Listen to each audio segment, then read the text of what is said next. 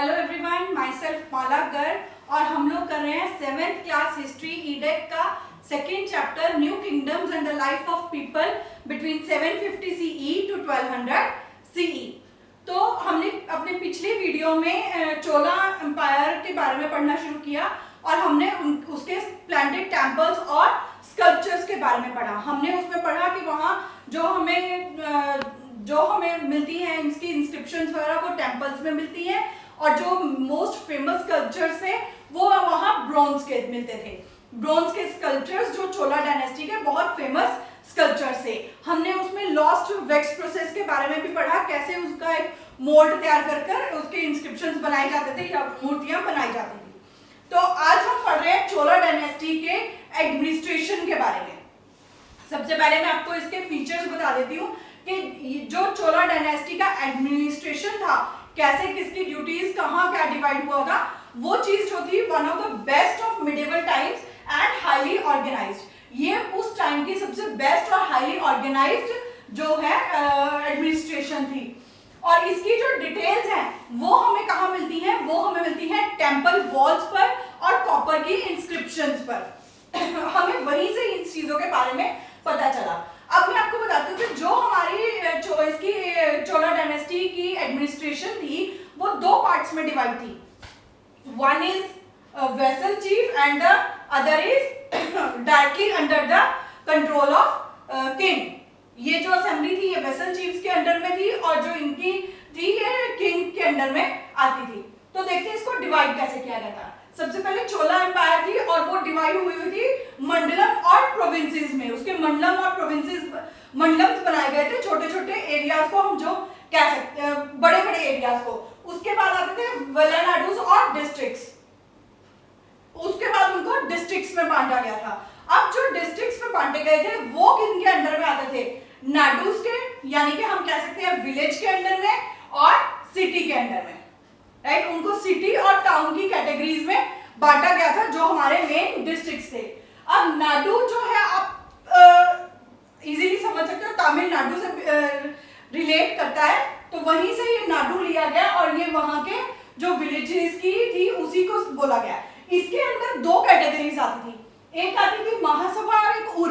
महासभा जो होती थी वो ब्राह्मण्स की होती थी, जो ब्राह्मण्स ओन करते थे, और उर जो आती थी वो नॉन ब्राह्मण्स की होती थी।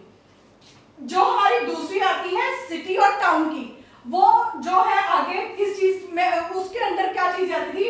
Guilds of merchants and traders. जो वहां मर्चेंट्स या ट्रेडर्स आते थे वो लोग होते थे। अब मैं आपको बताती हूँ उर क्या है।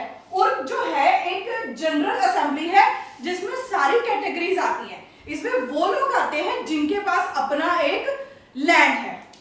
राइट, जो उर है इसके अंदर जनरली ऑल असेंबलीज आती हैं, सभी लोग आते हैं जिनके पास अपना लैंड है।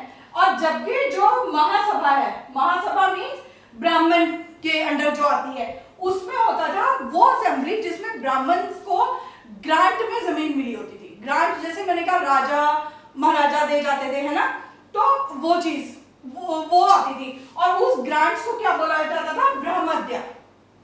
ठीक है, जो हमारी है महासभा के अंदर ब्राह्मण्स की आती थी, लेकिन इनमें वो ब्राह्मण्स आते थे जिनको जगह ग्रांट में मिली होती थी और वो उसका आगे क्या करते थे हम वो देखते हैं।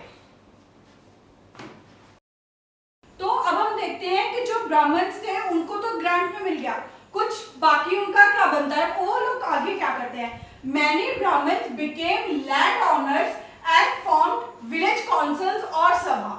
अब जो ब्राह्मण्स को स्पेशल ग्रांट दी जाती थी उसमें क्या होता था? वो लोग लैंड ओनर्स बन जाते थे और जब इनके पास इतना लैंड हो जाता था तो ये लोग क्या करते थे?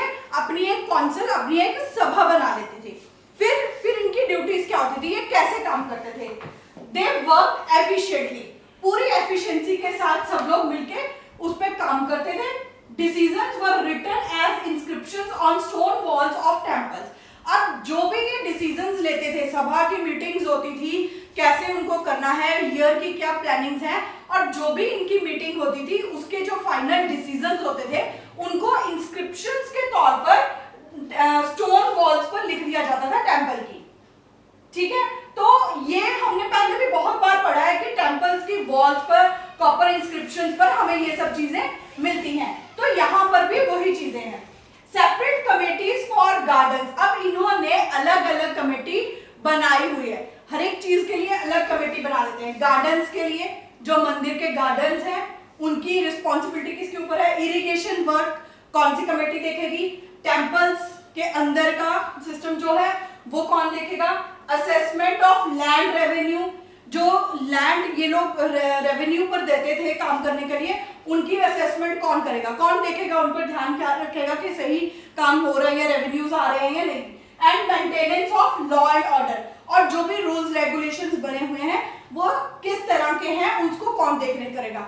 ये चीज तो हमने भी देखा ना बहुत सारे मंदिर में, अगर आप कहीं उस साइड चले जाओ तो वहां पर क्या मिलता है, महाराष्ट्र साइड पे ही ये हमें मिलती है ना। तो आज भी अगर आप जाओ उनके लॉज एंड ऑर्डर्स हैं, वो क्या कहेंगे कि यू हैव टू वेयर सूती धोती ओनली, है ना। जो जेंट्स है उनको धोती पहन के, जनेऊ पहन के ही टेंपल्स में जाने दिया जाता है, कुछ में लेदर्स वर नॉट अलाउड। तो ये सारे जो उनके लॉ एंड ऑर्डर्स होते थे उनकी देखरेख के लिए भी और इन सब चीजों के लिए भी अलग से कमिटीज बनाई जाती थी।